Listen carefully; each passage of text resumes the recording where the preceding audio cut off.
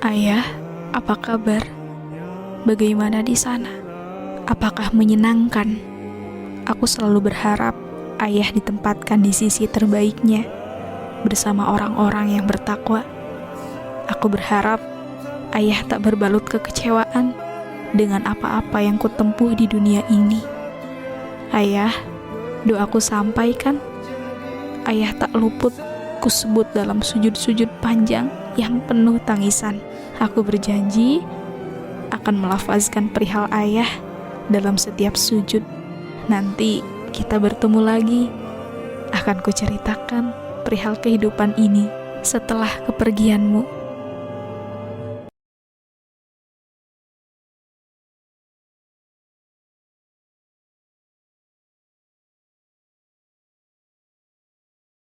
Đồ là đi đến là đổi